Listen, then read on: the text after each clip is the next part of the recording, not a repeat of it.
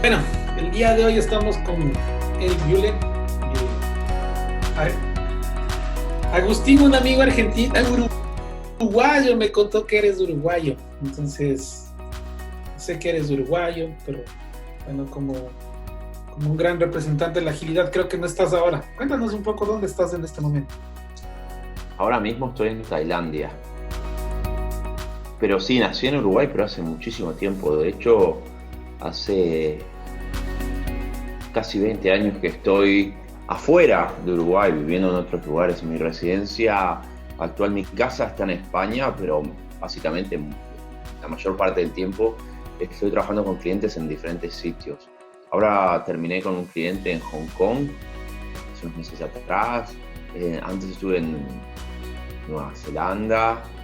Estuve también en el Reino Unido, en Malta, estuve en un montón de lugares. Entonces, mi casa está en España, pero invierto poco tiempo. A veces paso algunos meses. Cuando estuve escribiendo el libro, pasé un poco de tiempo en España porque tuve que reducir un poco la velocidad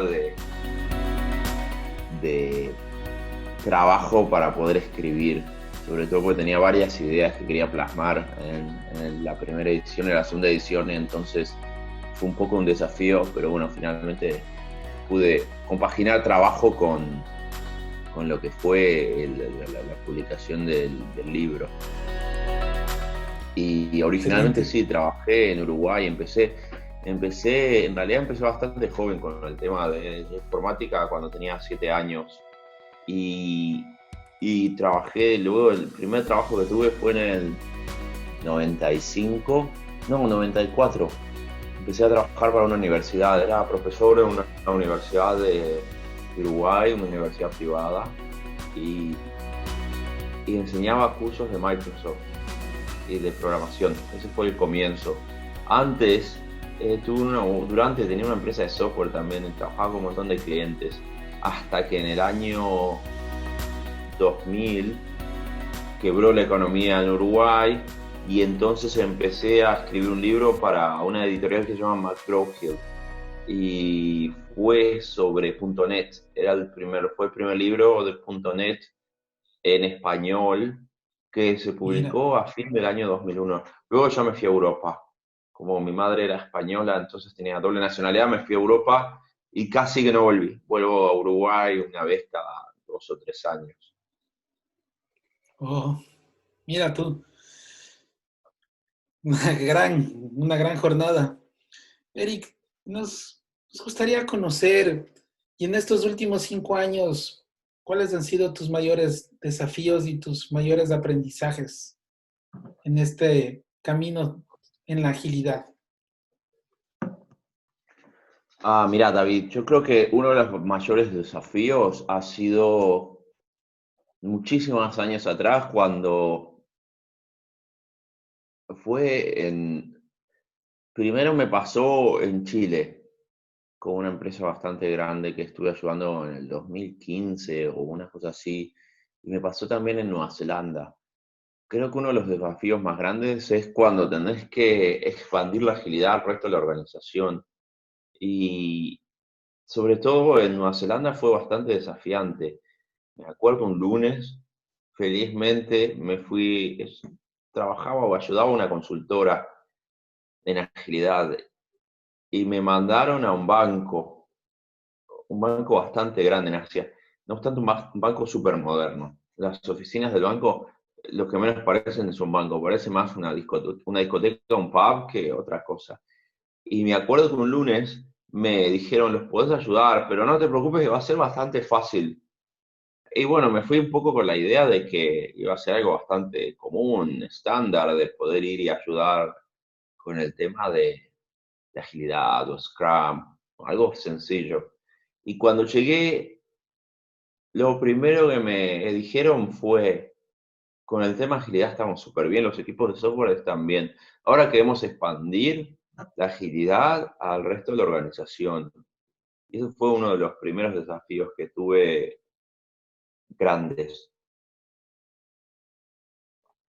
que creo que siempre es diferente el hecho de trabajar en equipos que más o menos tenemos las cosas controladas, que sabemos qué va a pasar, que sabemos más o menos la gente que desarrolla software, al menos tenemos una idea de cómo piensan o cómo resuelven los problemas, o los problemas que nosotros tenemos, pero cuando es a nivel del resto de la organización, es diferente. Y me acuerdo que uno de los desafíos que tuve más grandes fue, una vez que me dijeron eso el lunes, el martes me tocó trabajar o ayudar a un equipo que eran del área financiera, de gestión de la bolsa.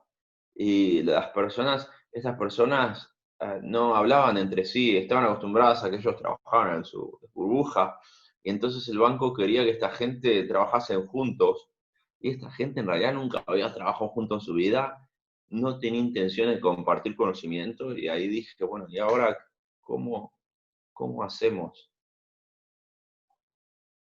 Y ahí es cuando empecé a desarrollar un montón de las herramientas que después, muchos años después, publiqué en el libro.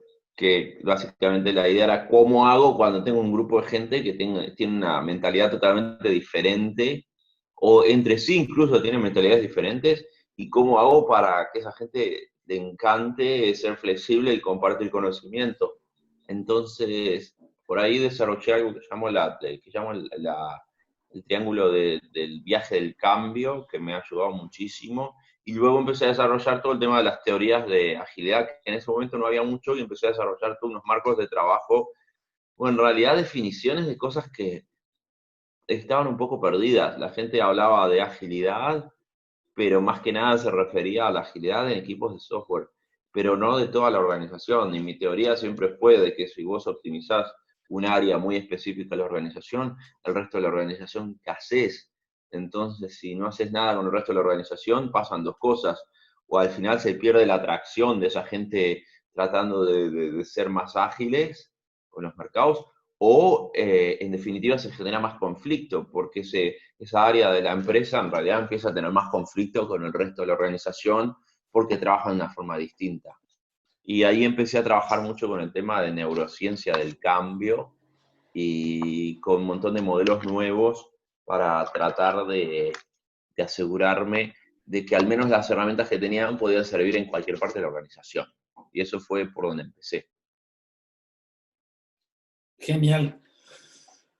Porque fíjate que cuando la agilidad empieza a expandirse a toda la organización, es como que hay un grupo que empieza a ir a generar más resultados. Y desde el enfoque como sistémico es como que todo debería ir ordenado, porque imagínate si en mi cuerpo, ¿qué pasaría si mi corazón fuera más rápido que el resto? Tal vez pudiera Sí, o que tus generar un piernas ataque van más cardíaco. rápido que el resto del cuerpo, ¿no? Claro. Cosas así. Entonces, qué interesante y qué importante es tener todo esto organizado a un mismo ritmo. Y de esto, de todos estos aprendizajes que mencionas que ahora están en tu libro, cuéntanos un poco más. ¿Cuál es el, cómo, por qué le pusiste el nombre que tiene? Bueno, primero que están en tres idiomas el libro, está en portugués, en inglés y en español. En inglés, la versión, que incluso una de las cosas que hice que después me arrepentí, es de escribir el libro al mismo tiempo en español y en inglés. No es una traducción, aunque sí me ayudó una persona luego con el tema de la estandarización del libro, porque iba para el mercado americano en el tema del inglés y en el tema del español también, pero me arrepentí porque cada cambio que hacía en la versión en español la tenía que exportar en la versión en inglés, y así todo el tiempo. El libro se llama, en español se llama Lidera el cambio exponencial, en inglés se llama Leading Exponential Change, y es un poco más gracioso, en portugués se llama Lidere a mudanza exponencial. Y básicamente la idea, todo comenzó porque me di cuenta que con el tema de la inteligencia artificial y las empresas teniendo ciclos cada vez más pequeños, con el tema también de Internet, la gente se puede conectar y hacer ideas, ¿no? Gente que está en dos partes del mundo totalmente no conectadas, pueden conectar y empezar a pensar y compartir conocimiento y de repente hasta crear una empresa. las disrupciones de mercado van cada vez más rápido. El problema es que los seres humanos biológicamente no estamos preparados para lo que yo llamo el cambio acelerado. El cambio acelerado tiene dos factores importantes. El primero es que en realidad no hay un patrón. Esto puede pasar como no puede pasar. Puede que vayas a liberar un producto nuevo, fantástico, producto buenísimo, y que el día anterior o el mismo día te des cuenta que la competencia está liberando un producto mucho mejor. Y el segundo tema, además de que no hay un patrón, es la exponencialidad. Es que cada vez las cosas se van acelerando más y más rápido. Por eso es el exponencial. Pero el problema es que biológicamente los seres humanos no estamos preparados para el cambio exponencial. Normalmente estamos preparados para, eh, por ejemplo, vos David tenés una idea, entonces yo tomo tu idea, la mejoro y después te la brindo de vuelta y así nos pasamos la pelota. Y con el cambio exponencial es bastante más complejo porque los seres humanos no están preparados. Entonces lo que ocurre es que cuanto más rápido van los cambios en el mercado, más resistencia a ese cambio tengo, porque como no me puedo acostumbrar al cambio, entonces ofrezco más resistencia. Y entonces lo que vemos en muchas empresas es que hay un montón de resistencia a que las cosas cambien todos los días. Y eso genera conflicto. En las empresas donde hay un alto nivel de conflicto, se entiende a agravar exponencialmente, o si hay poco conflicto, corres el riesgo de que el conflicto se incremente. Y no estamos hablando de un conflicto positivo, donde todos nos ponemos de acuerdo y decimos, por ejemplo, bueno, tenemos este problema, ¿cómo vamos a mejorar? No conflictos que de repente son de intereses o entre equipos que empiezan a competir, o problemas que se aumentan. Entonces, el problema del cambio exponencial es, si no tenemos las herramientas correctas, no podemos crear una empresa que se pueda adaptar correctamente. Y que se pueda adaptar desde mi punto de vista implica que la gente tenga un buen momento cada vez que va a la empresa y que además a perpetuidad puedan generar valor de negocio, no solamente en un tiempo corto porque la empresa puso presión para que de alguna forma creen valor negocio de forma muy rápida y después esa gente está agotada y no lo puede hacer. Entonces uno de los mayores desafíos es el cambio exponencial. ¿Y cómo hacemos con eso? Las herramientas que conocemos como los marcos de trabajo como Scrum o otras herramientas para equipos como Kanban o de, por ejemplo, para escalar, ¿realmente funcionan con el cambio exponencial? Sí y no. Hay muchas herramientas que las utilizamos y que no funcionan muy bien. Entonces tenemos que tener claro primero es cómo nos damos cuenta si estamos en una situación que hay un cambio exponencial y segundo, cómo identificamos esas herramientas que tenemos funcionan. Y esto es clave, porque hay muchas herramientas que utilizamos el día a día y de repente con los cambios acelerados dejan de funcionar tan bien. Entonces empecé a documentar. Inicialmente tenía un cuaderno en papel donde documentaba las cosas que me iban funcionando. Y, y luego las probaba y si me funcionaban bien las escribía y si no me funcionaba bien la ponía en otra parte del cuaderno. Y así comencé. Después algo bastante interesante que hice entre la primera y la segunda versión del libro fue que yo estaba convencido que un montón de herramientas funcionaban. Y luego, en la primera edición del libro, me llevé todas esas herramientas y me fui por diferentes países, en Asia, en diferentes lugares, y me llevé el libro y probé esas mismas herramientas en culturas distintas. Y ahí filtré algunas herramientas que no funcionaban muy bien o las cambié directamente para que funcionen en todos lados. Que a veces la gente dice eso funciona en otro lado, pero no acá, porque acá somos diferentes. Eso lo he escuchado en todas partes. Así que es como, sí, acá somos muy vagos, de repente en otro país, o acá somos muy jerárquicos, o en otro lugar funciona, pero acá no funciona porque no le damos mucha importancia a determinadas cosas, o porque el tema de la innovación, la gente no le gusta innovar, o son cosas que en realidad se dan en todas las culturas y que si te digo que la mayoría de creencias que tiene una cultura están en otra, en general la gente no me lo cree.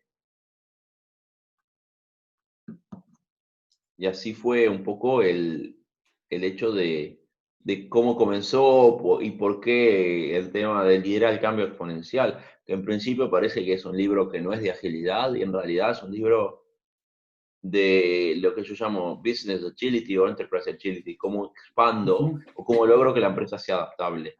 Y eso fue los comienzos de mi libro, no fui más, que de hecho la primera edición fue publicada en el 2017 o 2018, y la segunda edición fue a mediados del año pasado. En el medio necesité ese tiempo para viajar y hablar con otros consultores o coaches alrededor del mundo. Y eso fue los comienzos. Qué interesante. Yo tengo la segunda edición y, por ejemplo, gran parte de lo que yo puedo ver es que tienes muchas cosas, o sea, es una visión muy holística en el sentido de que no te limitas a pensar solamente en algo como una metodología o un marco, sino que es algo que a mi juicio parece que cubren varios dominios tecnológicos, de procesos, de personas, de cultura, de Lo persuasión, que de pasa es que gestión es del como cambio. una relación, ¿no? Vos tenés una Es un relación con montón. alguien, y que si yo te pregunto, por ejemplo, ¿no? Tu esposa, tu novia, tu novio, tu esposo, depende de quién nos esté escuchando, ¿qué hace a esa persona feliz? ¿Y qué hace que esa persona en casa funcione bien contigo? Y es bastante complejo. Entonces, si es complejo con una sola persona, imagínate en una empresa donde hay temas de poder, agendas ocultas, eh, expectativas de esa persona muy altas, que tiene que conectar con otros, celos de otra gente, porque mil cosas, o lo que puede hacer, y todo eso hace que sea muy complejo. Entonces, siempre estamos rozando un poco tres dominios, que es el dominio de la psicología, que es como esa persona se puede llegar a sentir como un equipo para poder ser productivo, el dominio de la sociología, cómo esa persona conecta con el resto, y el dominio del cambio, todos esos marcos de trabajo que necesito más allá de que coexiste en una empresa. Entonces, todo eso hace que sea bastante complejo y que tengas que abarcar. Lo peor que te puede pasar es pensar que vas a solucionar un problema con una herramienta, ¿no? Y eso creo Yo a que es una de veces, perdón, lo que te quería comentar es que a veces, como dicen, ¿no? Ya, como cuando solo sabes manejar un martillo, a todo problema le ves la cara de clavo. Entonces piensas Sí, que lo puedes arreglar, pero creo que es un arte, la verdad. lo Es que un pasa es que el desafío muy arte grande. de lograr que una empresa pueda ser más flexible en un mercado requiere un montón de habilidades. Lo que ocurre es que a veces somos lo que conocemos.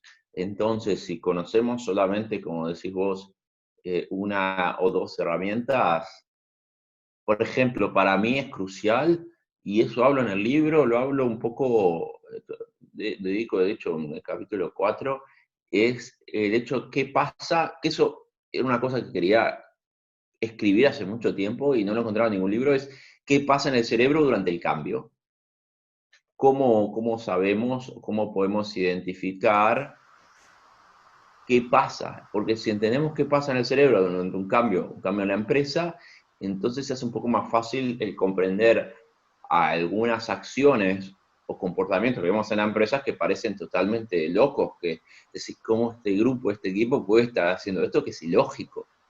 Pero si no lo entendés, entonces corres el riesgo de no interpretarlo correctamente y tratar de utilizar alguna herramienta, ¿no? Y yo siempre digo, imagínense que tienen un problema, a mí me pasó, yo por ejemplo, con una novia que tenía hace muchos años, cada vez que tenía un problema, nos sentábamos en una mesa y le decía, bueno, a ver, ¿cuáles son los problemas que tenemos? Los escribía en unos post-it, ponía los post-it en las paredes, y le decía, bueno, ¿cuál es más importante para vos resolver primero? Lo ponía al principio y nos centrábamos en ese problema y lo resolvíamos. Obviamente no me duró mucho, después terminé con esa persona, porque basta que quieras hacer algo mecánico y cuando dejas de lado el tema de las emociones y de conectar con esa persona a otros niveles para que las cosas te dejen de funcionar. Entonces eso es mucho también lo que pasa en las empresas. Siempre apuestan por lo mecánico, cuando en realidad si hay algo que tenemos los seres humanos que somos bastante impredecibles y poco mecánicos. aunque querramos vernos como máquinas, estamos muy lejos de ser máquinas. Claro, detrás de todo están las emociones porque esas van conduciendo nuestras decisiones. ¿Y tú crees que, por ejemplo, cuando una empresa empieza a transformarse y querer ser parte de este cambio exponencial que tú propones o que mencionas, por ejemplo, las personas que están ahí, las personas que están tomando estas decisiones importantes, ¿qué pasa con su inteligencia emocional y qué tal se llevan con estos cambios y empezar a salir de esta forma de pensamiento predictivo, estructurado? ¿Qué es lo que tú has visto? Mira, esa es una pregunta bastante interesante. En realidad, lo que te quiero comentar primero es que he tenido charlas con un montón de CEOs de empresas, de cargos súper altos, en empresas muy grandes, y lo que te das cuenta es que esa gente está muy sola. Aunque no lo parezca, aunque estén rodeados de gente, están muy solas porque el primer problema que tiene el tener un cargo muy alto es que de alguna forma mucha gente te adora, entonces no te dan feedback. Para esa gente todo lo que haces está fantástico. Segundo tema es que hay gente que tiene unos problemas con los egos que si miden 1,90 m, el ego de repente tiene 2,40 m. Y el problema con el ego es que no siempre es un buen consejero. El ego a la toma de decisiones normalmente nos lleva en una dirección incorrecta. Y con los cargos más altos, al no tener tanta retroalimentación y al haber hecho todo por muchísimos años de una forma, normalmente tienden a hacerlo de la misma forma. Y esto tiene sentido. Porque si hago siempre algo de una forma, lo voy a seguir haciendo si me resultó. Y sobre todo, esto es algo que pasaba, mirá, en Argentina en los años 30 hubo mucha gente de otras partes del mundo que debido a la guerra, eh, bueno, fue el final de la Primera Guerra Mundial, unos años después, y sobre todo en los 40, ya sobre la Segunda Guerra Mundial, se iba a vivir a Argentina, se iba a vivir a Uruguay o otros países de Latinoamérica. Y esta gente no hablaba español. Y lo que ocurría es que, bueno, ellos aprendían español. Y me contaba un amigo que su abuela, esto fue bastante reciente, su abuela nunca más, ella era polaca, nunca más había hablado en polaco y hablaba en español. Y un día ella iba caminando por la calle y trataron de robarle. Finalmente no me acuerdo si la robaron o no. Pero tuvo una situación de muchísima presión y empezó a insultar a la persona en polaco. Y ya se había olvidado totalmente hablar en polaco. Entonces, eso en realidad, que puede parecer una anécdota un poco fuera de lugar, nos recuerda de que cuando estamos bajo presión tendemos a volver a los hábitos más tradicionales y más arraigados que tenemos. Entonces, lo más difícil es romper con esos hábitos. Y es algo que le pasa muchísimo a los cargos altos. Cuando tienen presión de entrega, tienen presión de las empresas que están tratando de ser mejores que ellos. Y cuando tienen presión, muchas veces vuelven a los hábitos que tenían antes. Entonces, eso es algo que hemos estudiado por un montón de años con el tema del cerebro y cómo logramos que de alguna forma esos hábitos puedan ser diferentes. Y tenemos muchas técnicas hoy en día que podemos utilizar. Yo siempre digo, cuando trabajo o ayudo coaches por diferentes partes del mundo, les digo, hagan que sea muy fácil tomar decisiones correctas con alta salud organizacional y que sea muy difícil las estructuras y los procesos que me hagan muy difícil poder hacer lo contrario. Porque si estoy en una situación en la cual tengo un montón de presión, entonces que no pueda tomar una decisión incorrecta o por lo menos que pueda tomar la decisión más correcta. Por ejemplo, mira, yo desde que llegué a Tailandia, a mí me encanta la comida acá en Tailandia y subí de peso 3 kilos.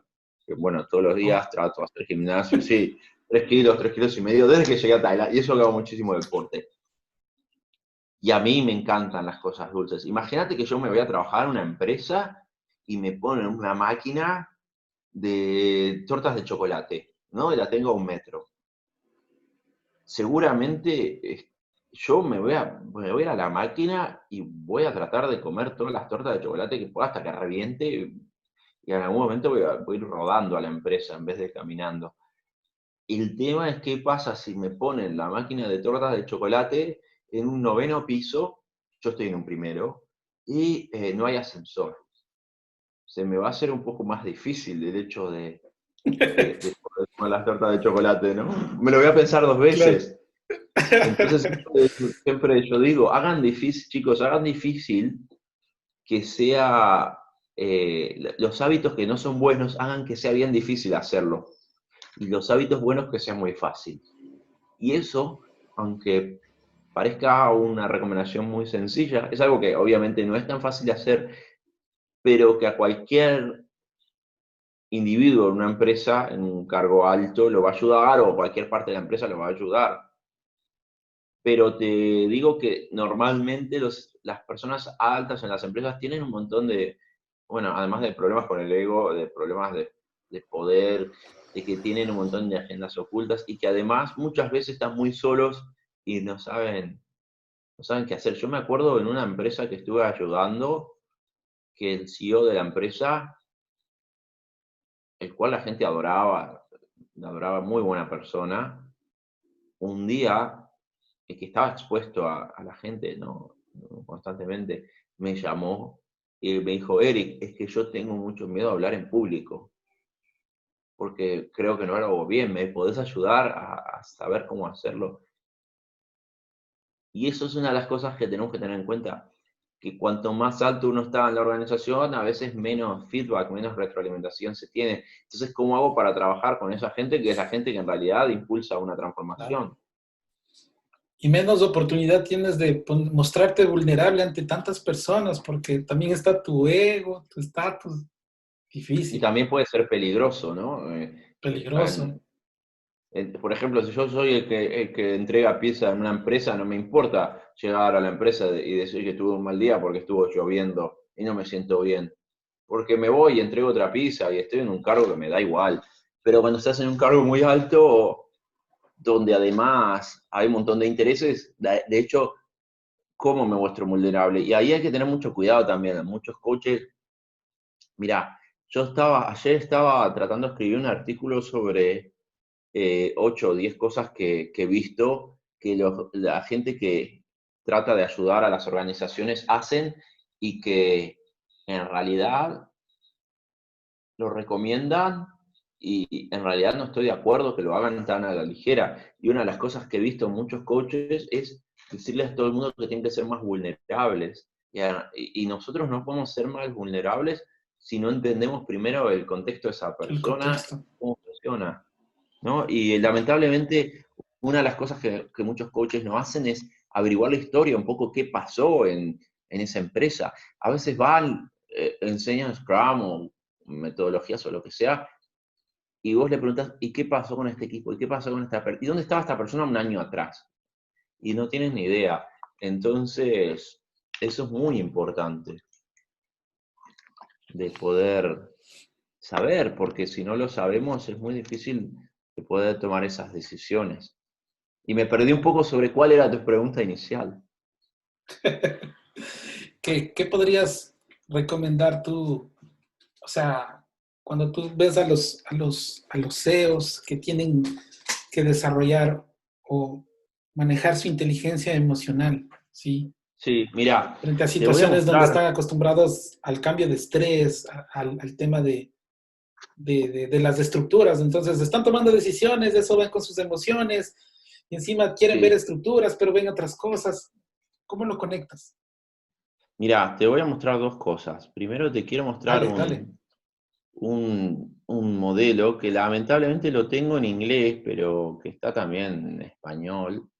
No lo tengo en español, pero justamente una charla que en el día de ayer estuve haciendo el día de ayer o el día anterior estuve haciendo una conferencia. Estos días se tienen un montón de conferencias remotas y les estaba presentando un equipo de coaches en Irlanda para un evento muy grande. Y entonces, es bastante fácil de entender, pero es lo que yo llamo el triángulo del cambio.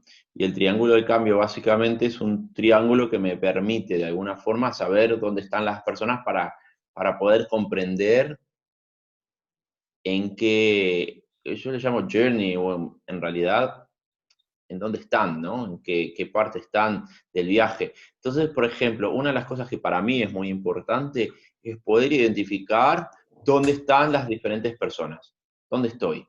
Entonces, mira, te lo voy a mostrar, porque eso nos permite identificar qué estructuras poder utilizar. Entonces, esta es lo que yo llamo la pirámide del cambio. Esto es una herramienta que se desarrolló hace muchísimos años y que básicamente me ayuda a identificar con diferentes personas qué técnicas tengo que utilizar. ¿Por qué es un desafío? A veces la gente que trabaja en cambio encuentra un poco difícil el saber si utiliza una técnica o no, utiliza la técnica inadecuada, para mi punto de vista, ¿no? Para otra persona puede ser un punto de vista que puede no estar de acuerdo. Pero te voy a mostrar esta pirámide del cambio y luego te respondo tu pregunta original, que es qué técnicas deberían utilizar. Mira, la pirámide del cambio parte de la base que hay 5 diferentes tipos de formas de pensamiento con respecto al cambio en una organización. Normalmente, mucha gente toma como la opción fácil, hay gente que quiere cambiar y hay gente que no está tan por la labor del cambio. Y después hay gente en el medio que en algún momento, si ven que los otros cambian, cambiarán. Pero eso, el problema es que nos pone en una situación mental que es como un partido de fútbol, ¿no? Vos sos del Madrid, yo soy del Barça, y entonces no estamos nada de acuerdo, y lleva a situaciones mentales en las cuales al final estoy en contra de esa gente. Entonces, la pirámide del cambio me permite identificar 5 tipos diferentes de mentalidad con respecto al cambio y qué técnicas usar. Y la pirámide del cambio la estás viendo, ¿no? La estoy compartiendo contigo al Sí, momento. sí, Vale, la pirámide del cambio sí. lo que dice es que las formas de pensamiento que están más abajo de la pirámide están más lejos de poder cambiar. No dice que sea bueno o sea malo. Y cuanto más arriba estoy en la pirámide, más cercano al cambio estoy. Entonces el primero lo identifica por una forma de comunicación bastante clara, que es la gente que dice, quiero las cosas, quiero hacer las cosas como yo digo y no me importa lo que vos digas con respecto al cambio. Entonces, este tipo de gente, en realidad, este tipo de forma de pensamiento, que me imagino que lo habrás visto, David, en muchos momentos, que te dicen, no, a mí no me importa, yo quiero que se hagan las cosas así. Este tipo de pensamiento tiene una particularidad bastante especial, y es que es el nivel más bajo, porque este nivel la gente se conduce por el miedo. La gente tiene miedos conscientes o subconscientes que están relacionados con la pérdida del trabajo o pérdida de prestigio en la empresa. Por ejemplo, alguien que viene y le dice, oh, sos gerente general y ahora desde la semana que viene vas a ser líder sirviente, servant leader. Y nadie quiere ser un sirviente. El sirviente va a la cabeza de uno, al cerebro, y empieza a rebotar y le dice el subconsciente, acá hay una pérdida de prestigio, y por ahí cuando hay pérdidas de prestigio Joder. hay un área del cerebro que se llama la amígdala, que empieza a liberar hormonas y hace que la gente tenga miedos subconscientes. Cuando la gente tiene miedos subconscientes de pérdida de trabajo, pérdida de prestigio, pérdida de lo que sea, en realidad, pérdida de estatus, en realidad lo que ocurre es que no pensamos de la misma forma. Y son tan subconscientes que a veces no nos damos cuenta. Con la gente que dice esto, las podemos identificar por esa negativa tan grande. eh, Incluso podemos ver expresión corporal. Ya cuando hablamos de cambio, la gente no quiere saber nada. En este momento, el hecho que, por ejemplo, un consultor vaya y haga un curso de Scrum no va a ayudar mucho, porque a no ser que se pueda empezar a hablar con esa persona sobre qué miedos tiene, por qué tiene esos miedos, de dónde vienen, y hay que a veces leer entre líneas y ver acciones, porque a veces ni la propia persona sabe que tiene esos miedos. Entonces esto es súper importante. El primer nivel implica que nos olvidemos de enseñar un framework en una empresa, un marco de trabajo, porque si lo hacemos estamos eligiendo la herramienta incorrecta. Entonces, una vez que esta persona, imagínate que esa persona, no sé, queríamos hacer algo tan sencillo como cambiarle el nombre a un rol en la empresa y ahora se va a llamar líder sirviente. O queremos hacer algo tan sencillo como aplanar un poquito las jerarquías.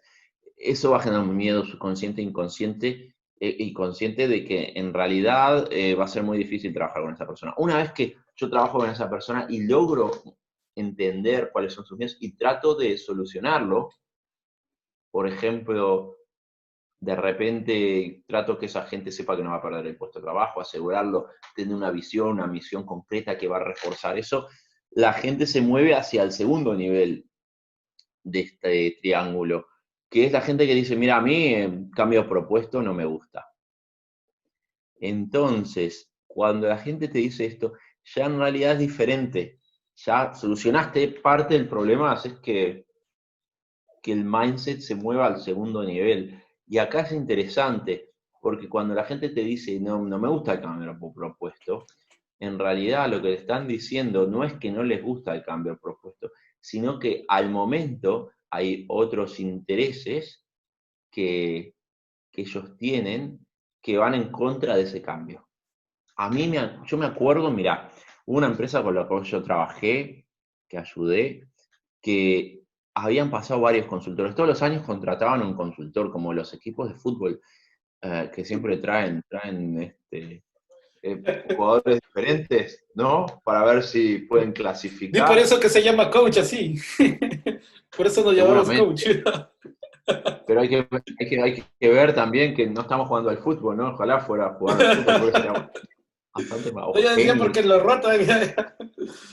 Ya, que ok. sería bastante más sencillo. Y me acuerdo que habían venido un montón de constructores, la empresa había perdido un montón de dinero tratando de... Cada vez que empezaban a cambiar la empresa, había una atracción que nadie sabía dónde venía, pero se perdía momento.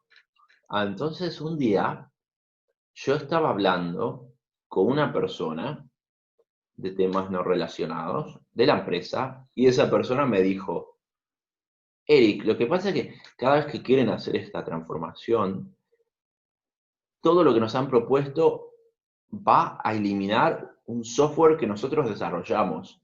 Y esa gente estaba súper orgullosa, era como su bebé, tenían su bebé y Ah, todos los mira, cambios que habían propuesto, sí, estaban enamorados de su bebé. claro. Entonces de repente les decían que el bebé lo iban a mover, lo iban a matar, bueno, no mataban al bebé, pero lo iban a reemplazar al bebé. Y entonces esta gente subconscientemente y conscientemente también echaba para atrás el cambio. Entonces, cuando estamos a este nivel, no me gusta el cambio propuesto, tenemos que entender un poco cuáles son las expectativas y necesidades y un poco trabajar con eso. Y fíjate que todavía ni siquiera estamos a un nivel donde enseñamos un marco de trabajo.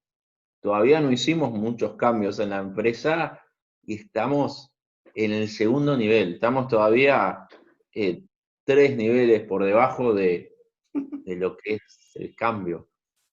Y la gente se apresura. Yo creo que en realidad la gente empieza la pirámide esta por arriba y no por abajo. Entonces, bueno, imagínate que le decís a esa gente, bueno, miren, vamos a hacer una cosa.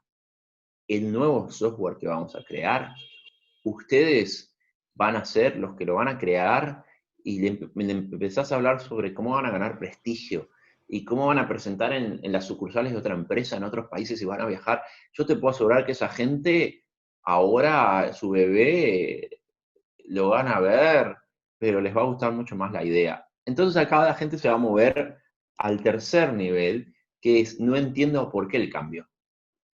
Y acá hay un punto de inflexión bastante importante. Mirá, cuando a vos te proponen un cambio y vos estás en los primeros 2 niveles, la persona que propone el cambio o el cambio, vos lo ves como todo lo mismo. No me gusta el cambio y no me gusta la persona. De hecho, lo ves muy frecuentemente que hay un coach que está ayudando con el cambio, hay un grupo de gente y hay gente de la empresa que no quiere saber nada ni con el coach ni con ese grupo y es porque ellos ven el cambio y a la persona o las personas ayudando o proponiendo el cambio como lo mismo, porque es muy emocional. Entonces acá hay un cambio en el tercer nivel, la persona es capaz de desasociar el hecho de el cambio con la gente que está relacionada con eso. Pero lo más importante es, cuando la gente dice no entiendo por qué el cambio, en realidad hay un punto de inflexión que es que la persona empieza a estar dispuesta a discutir sobre ese cambio. Y normalmente lo que vemos en este nivel es que lo que hay son faltas de habilidades de esa empresa, de la empresa de enseñarle a esa persona o identificar las habilidades que esa persona necesita. Y acá sí podés enseñarle Scrum, podés enseñarle otras habilidades blandas que pueden necesitar. Pero aquí es la típica persona que puede tener buena voluntad, pero no lo entiendo, no lo quiere entender porque no tiene las habilidades. Y acá es más sobre el tema de las habilidades. Acá tratamos de identificar esas habilidades, de ver qué le falta a la persona para moverse, también qué obstáculos tiene para poder cambiar. Y acá si le puedes mostrar PowerPoint, le puedes enseñar, lo puedes sentar en una habitación y hacer juegos, pero estás recién hablando que estás en el tercer nivel. Muchos de los consultores de cambio empezaron por el postre y después van por el plato principal sin saber cuál es el plato principal. Yo siempre digo que cuando como me gusta saber cuál es el postre para dejarme un espacio para el postre si es que está bueno, ¿no? Si no está bueno. Claro, Entonces le estás pidiendo a la gente que acá muchos consultores empiezan por el postre sin saber cuál va a ser el plato principal. claro.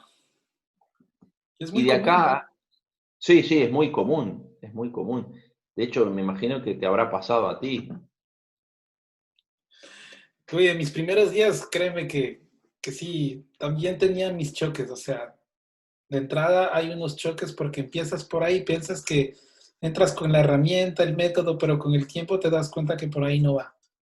Que detrás de un problema hay personas y que las personas tienen emociones. Es todo un universo detrás. Sí, además, mirá, yo me acuerdo en el año, yo era muy chico, pero como en el 89 hice un curso de comunicaciones efectivas, que yo creo que nunca me sirvió, pero no, fue muy bueno el curso, lo hice en Uruguay. Y me acuerdo que uno de los ejercicios que hacían era muy sencillo. Nos ponían a todos una palabra o dos palabras y nos decían, bueno, ahora sin fijarse en el diccionario, escriban qué entienden ustedes con esta palabra. No quiero la definición del diccionario, quiero una definición propia que explique qué representa para ustedes esta palabra, qué es.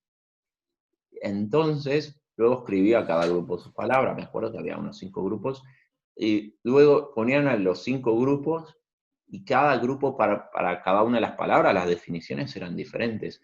Entonces, este experto en comunicación decía, ¿y ustedes cómo esperan que somos 5 grupos y cada uno tiene una definición diferente para una palabra?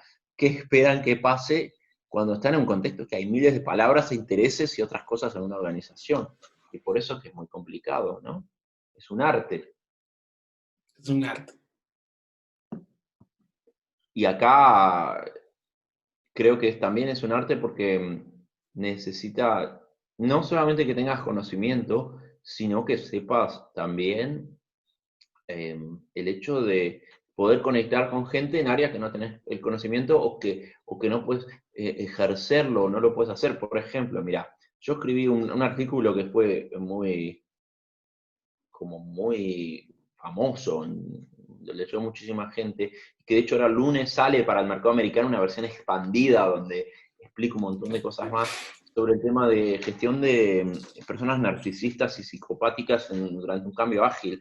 Las personas psicopáticas y narcisistas son personas que el cerebro funciona diferente y que en realidad no tienen sentimientos de la misma forma o no generan empatía de la forma que vos o yo podemos generar en caso que ninguno de los dos seamos personas psicopáticas. Un psicopático no es un típico asesino que ves, ¿no? Todo. Claro, estoy asumiendo que no lo sos, ¿no? Es corporativo, acuérdate, no es social.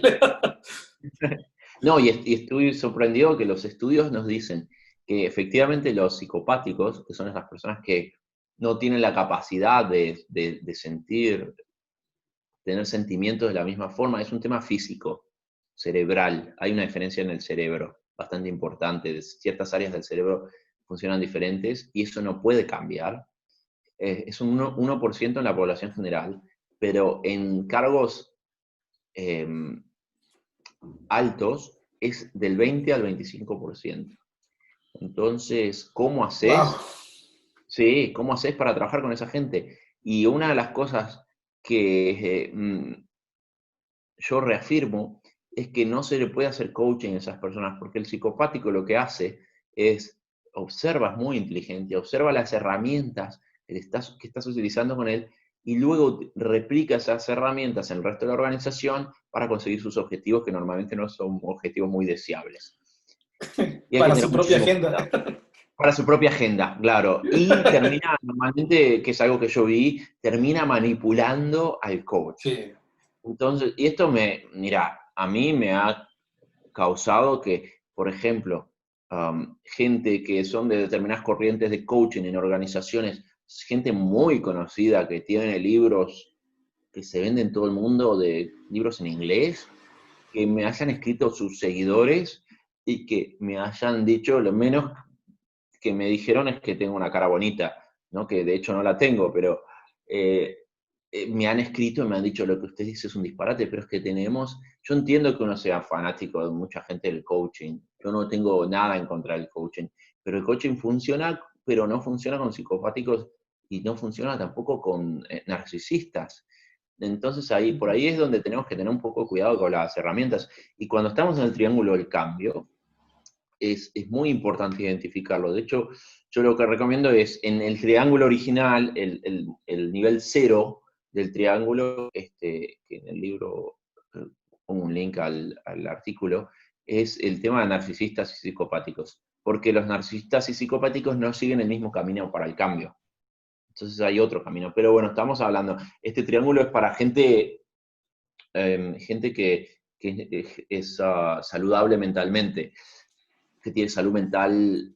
Y también hay algo que no se debe confundir, que es el tema de personas con trato psicopático, que son personas que de repente pueden tener un trato que es un poco agresivo, pero esa gente no son psicopáticos. Y esa gente basta que, por ejemplo, los equipos tengan acuerdos de trabajo y bueno, esa gente puede seguir perfectamente sin ningún problema el triángulo del cambio. Entonces, fíjate que recién estamos en el nivel 3 y acá empezamos a enseñar los marcos de trabajo y otras cosas, y como decías vos, ¿no? Esto es un mundo. Ya empezamos a derivarnos al tema de qué hacemos con psicopáticos. No, en el momento de escribir el artículo no había literatura. Ahora va a estar en inglés. El lunes se publica finalmente una versión muy extendida para Estados Unidos, que en el momento que tengamos el podcast, en un momento te paso el link y si quieres lo puedes actualizar en la descripción, que se publica este lunes. Pero bueno, como el triángulo del cambio está para gente saludable, acá estamos a un nivel donde empezamos a enseñarle marcos de trabajo. Y empezamos herramientas y tratamos de identificar a este nivel qué herramientas son las que faltan. Mira ¿Qué me lo querés decir? que... No, me he quedado... Porque la verdad es que estos psicopáticos corporativos sí, sí es verdad. O sea, en el momento menos pensado están ahí. Son muy buenos para manipular porque tienen una red social muy fuerte, ¿sabes? Sí, sí, correcto. Entonces, y luego es el hecho de gestionarlos. De hecho, por ejemplo, hay psicólogos que dicen que en el resultado de un examen psicológico los pone como personas que son normales, que no hay cómo probar que son psicopáticos. Yo, Bueno, ahora tenemos algunas herramientas más, pero yo lo que te puedo sí, decir, por ejemplo, sí, por ejemplo, cuéntame, cuéntame. mira, te voy a contar primero algo muy breve, termino con el triángulo y luego te cuento sobre el tema de los psicopáticos.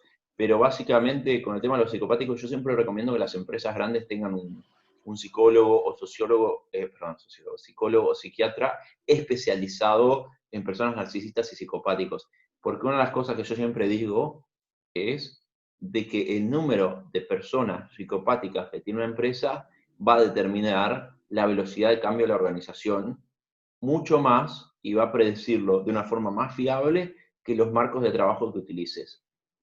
Por ejemplo, tenés una empresa llena de psicopáticos, por más que tengas herramientas de software fantásticas y el mejor marco de trabajo, entonces, lamentablemente, no vas a ser muy saludable todo lo que hagas y en el largo plazo no va a ser muy bueno.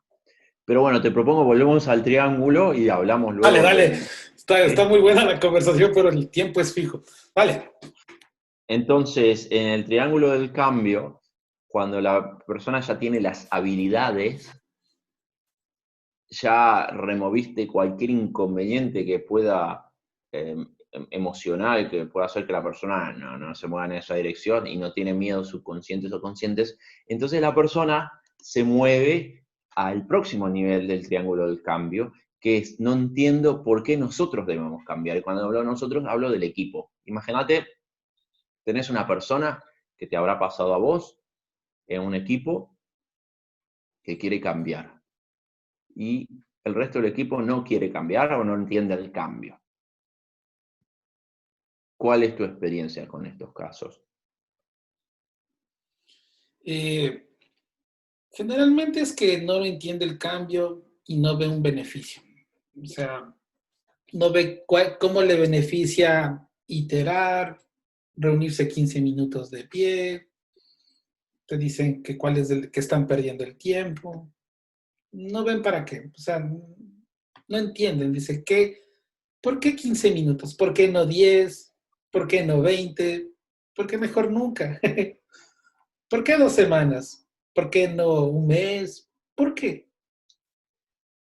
Y Entonces, normalmente cuando pasa esto se pierde la atracción.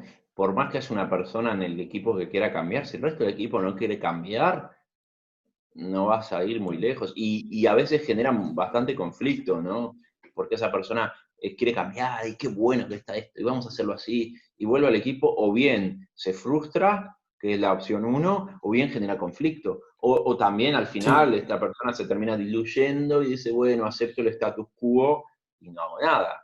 Entonces, por eso que el cuarto nivel del triángulo del cambio son la gente que dice, no entiendo por qué nosotros debemos cambiar, porque el individuo se mueve. Si vos te fijás, los niveles anteriores del triángulo se centran en el individuo y acá se mueve hacia el equipo y lo social, se mueve desde Estás ya yo en el nosotros, estamos. al nosotros y hay un cambio importantísimo. Entonces, por ejemplo, en este nivel, lo que nosotros buscamos es reafirmar todo lo que le va a dar sentido al equipo para que se mueva en esa dirección, una visión, una misión, el tipo de liderazgo, las herramientas que necesitan como equipo. Y si nosotros no cubrimos esto como equipo, entonces cualquier cambio que vamos a hacer, a no ser que esa persona del equipo tenga una influencia brutal, que puede ser, en muchos equipos hay gente con mucha influencia, la persona al final no va a terminar influenciando para que eso pase. Y por eso es importante este nivel.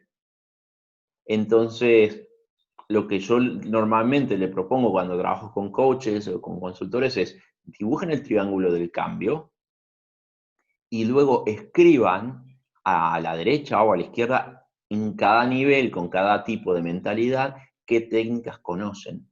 Y lo que se van a dar cuenta es que hay algunos niveles del triángulo del cambio que conocen muy, muy poquitas técnicas. Claro. Es un mundo nuevo, tal vez, que no han explorado aún, quizá. Sí, y entonces luego de aquí se mueven finalmente hacia el cambio, que es otro mindset, el mindset del cambio. Pero una misma empresa, por ejemplo, si una persona tiene diferentes iniciativas de cambio, la misma persona puede estar en el triángulo del cambio para algunas iniciativas, para algunas cosas, en un nivel del triángulo y para otras en otro nivel del triángulo.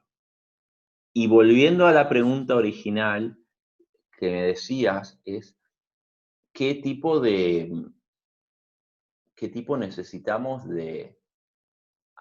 cuando hablamos del cambio, qué tipo de habilidades necesita un gerente o un CEO. Y para eso, además del triángulo del cambio, entender dónde están las personas, te quiero mostrar lo que para mí es la agilidad empresarial, pero lo que quiero mostrarte es la tarta esta, que muchos consultores lo utilizan en diferentes países, que es la tarta del cambio, que lo habrás visto en el libro. Pero lo más Ujú. importante es lo de abajo, que para mí la agilidad empresarial está basada en 5 tipos de agilidad. Pero el tipo más importante es el de abajo, la agilidad mental, que es la capacidad de una persona de poder ver desde diferentes puntos de vista un problema, pero no desde solamente diferentes puntos de vista. Como algunas empresas dicen, nos ponemos en los zapatos del cliente, y le preguntas, ¿y de qué color son los zapatos del cliente? Y no tienes ni idea.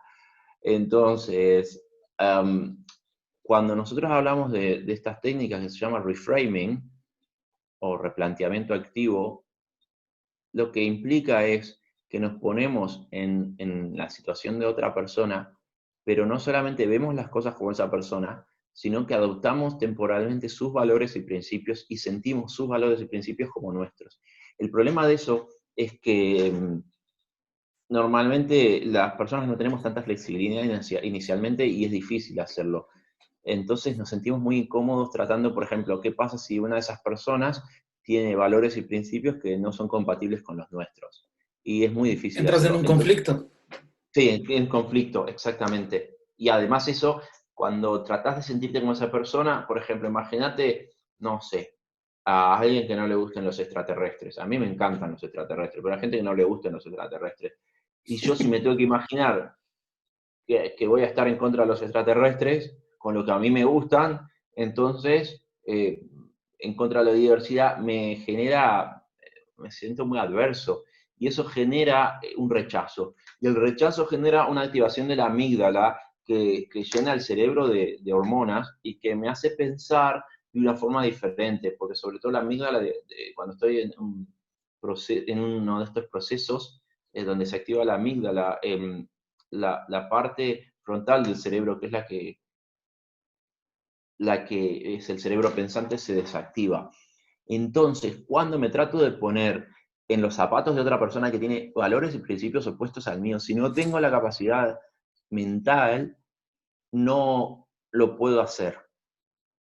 Y para mí, mi teoría en todo el libro es de que si una empresa tiene empleados que no son mentalmente flexibles, no van a ir muy lejos. Entonces, lo que yo planteo, respondiendo a tu pregunta inicial, es que cualquier persona que esté en un cargo en una empresa alto inicialmente, luego se pasa con el resto de la organización, hay que enseñarle técnicas para aumentar la agilidad mental, o lo que llamamos neuroplasticidad. Y ese es el primer paso. Si no hacemos eso y tratamos de enseñarle framework y cosas, vas a ver siempre las cosas de la misma forma, ¿no? Y vas a tratar de resolver las cosas de la misma forma. Y para mí es fundamental el tema de hacer actividades que incrementen la agilidad mental de las personas. ¡Wow! ¡Qué historia! ¡Qué conversación! Y en sentido, hemos tocado una serie de puntos muy interesantes. Ha sido una charla interesantísima. Y tengo una duda. ¿Has pensado quizá complementar este trabajo que tienes en el liderando el cambio exponencial, quizá con un taller, un workshop, tal vez? Tal vez cuando Mira, lo que estoy ya esto haciendo, mejore. mira, te quiero mostrar algo. Bueno, esto ya es de una Dale, charla que dale. estuve dando el otro día. Te quiero mostrar algo que es, cuando pasó todo esto del COVID, en realidad muchos de mis contactos se quedaron sin trabajo. Y dije, bueno, ¿cómo puedo yo aportar? A ver, no puedo obligar a la gente que compre mi libro, lo cual yo estaría muy feliz que lo hicieran. Pero bueno, a veces a la gente no se puede obligar. Entonces empecé haciendo algo que se llama la píldora organizacional, que es algo bastante Ah, divertido. las he visto, son Sí, buenísimas. Pero sí, ¿te cuéntanos, gusta? cuéntanos. Vaya, me encantan. Yo las veo y la música, Sí, la ahora voz. estoy trabajando en la próxima, que le voy a contar a la gente sobre los 5 niveles de agilidad. Lo que pasa es que a veces entre el tema como las produzco yo, las píldoras, escribo el script, después trabajo en los gráficos, a veces no tengo demasiado tiempo. Tengo que hacer otras cosas, tengo conferencias o ayudar a coaches o mentoring o lo que sea. Entonces, en realidad me puse a pensar qué podía hacer con el tema del COVID. Y dije, vale, puedo ayudar a gente que aprenda algo. Y empecé a ver que todo el mundo de alguna forma quería hacer webinars o quería hacer algo así. Y dije, bueno, ¿qué tal si hacemos las píldoras o cápsulas donde tengas 5 minutos y en esos 5 minutos aprendas algo, pero que sea divertido, que te parezca gracioso? Y así empecé, y además luego lo que hice fue, como los hago en inglés, les puse a todos subtítulos en casi todos los idiomas. Están en subtítulos en español, que no son traducciones automáticas. Me senté y hice la traducción Wow, wow. en inglés, está en italiano, obviamente en español. Y eso, así empezó la píldora organizacional, y trato que sea como la parte de la Matrix, ¿no? Donde le dan la píldora y le dicen, bueno, ¿usted quiere la píldora azul del framework o la píldora? Y luego algo que te voy a mostrar un poco gracioso déjame ver si lo tengo por acá. En una de las presentaciones que hice, que no fue esta, que fue una que hice hace 2 días, le mostraba a la gente, te lo voy a mostrar, le mostraba a la gente algo que me dio un poco de trabajo hacerlo en Photoshop, pero que creo que quedó bastante bien y que parece como si fuera la Matrix, que es esto, que les decía, bueno, a ver, tenemos 2 opciones. Uno es, se toman la píldora azul, o se toman esta bebida cafeinada que se llama Fragile, y que tiene frameworks, contiene cafeína y frameworks, y así le enseñan a la empresa, o se toman la píldora roja. ¿Y ustedes qué quieren? Yo sé que Qué bueno. muchos gerentes de muchas empresas preferirían tomarse el Fragile O. Les sería, sobre todo, les da energía rápida, ¿no? Y contiene alto, y si te fijas, tiene alto nivel en framework, pero está saborizado a ágil, pero no tiene ágil. Tiene sabor ágil, como las bebidas de chocolate que compras, que dice saborizado a chocolate y no tienen chocolate. Esto es lo mismo. Tienes una bebida que en realidad está saborizada a agilidad, pero contiene framework. Está riquísima la bebida, ¿no? Pero es muy peligroso si te la tomás mucho por la cafeína. Entonces, acá tenés que ver, ¿te tomás la píldora roja y empezás a entender que la organización es un sistema vivo donde tengo un montón de intereses y personas que piensan diferente? O, o me tomo la bebida cafeinada y le voy dando mientras puedo. Qué increíble. Eric, ¿y has pensado en una tercera versión después de tal vez pasar todo esto que ya viene de que el trabajo remoto, que la Sí, pandemia, que la inteligencia artificial? Yo creo que de seguro van a haber nuevas cosas que encuentres y tal vez has pensado en una nueva versión, en una tercera versión del libro, o tal vez en mira, otra hora. en realidad hice una actualización del libro, aunque el libro dice mayo del 2019, hice una actualización del libro en diciembre del año pasado. Aunque está la pandemia, yo creo que hacía ya 3 o 4 años que venía hablando del tema de reconstruir el entorno social, como se habla en el último capítulo, y esas teorías, hay cosas que están ahí desde siempre. Y yo siempre les digo a la gente, miren, estadísticamente hay una pandemia cada 20 años. Ni siquiera la pandemia que estamos viviendo ahora es muy grave. Tuvimos la fiebre española donde murieron 50 millones de personas. No le estoy deseando a nadie que se muera, pero tuvimos otras pandemias. Por ejemplo, hubo una pandemia en Europa donde murió 1/3 de la población. Entonces, con una de las fiebres, 1/3. Y con la gripe española, que fue a principios del 1900, murieron 50 millones de personas. 50 millones. Para que te hagas una idea, la primera cepa de la gripe española tenía como un 80% de mortalidad, o sea que la quedabas Era cuando letal. agarraba la gripe española.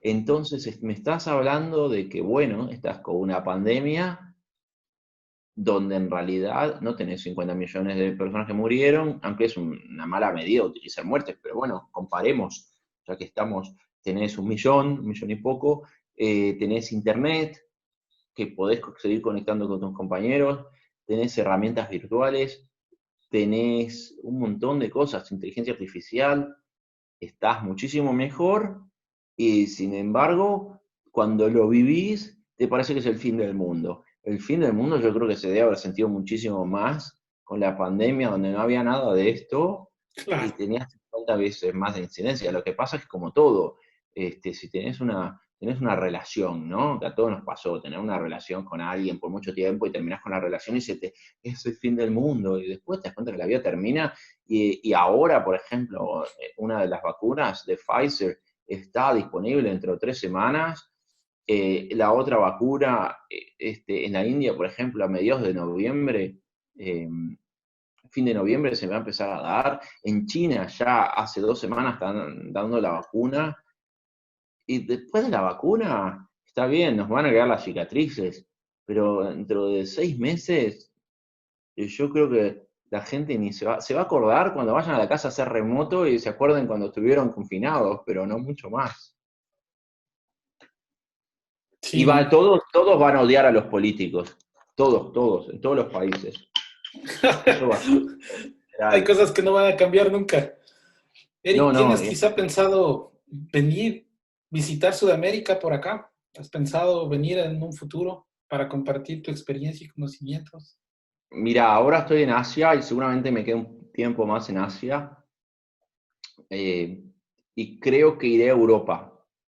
No estoy muy seguro, quizás pueda ir en algún momento del próximo año para Latinoamérica y a organizar algún seminario donde vamos a hablar de todas estas cosas.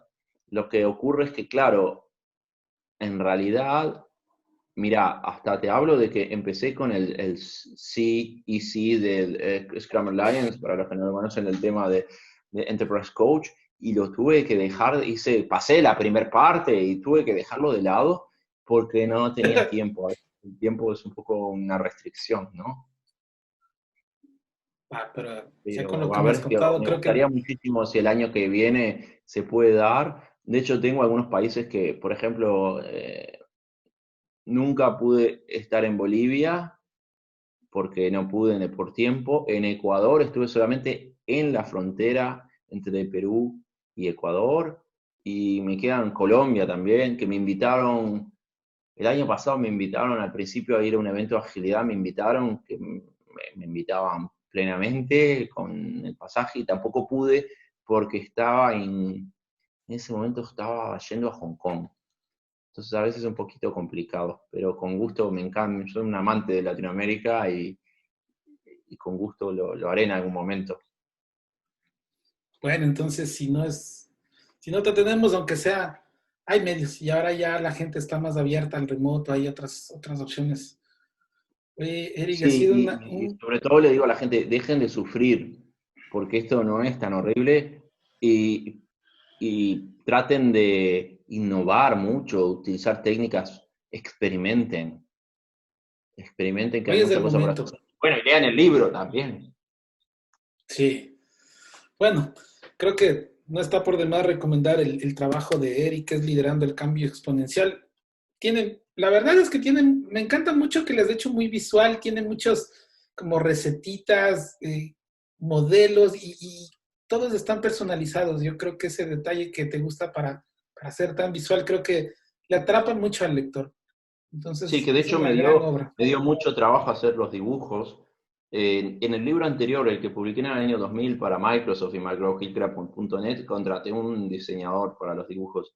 Pero en este quería hacer yo los dibujos, lo cual era un desafío. Cuando yo tenía, no sé, como 8 años, me diagnosticaron con dislexia y me dijeron dos cosas, tres cosas me dijeron.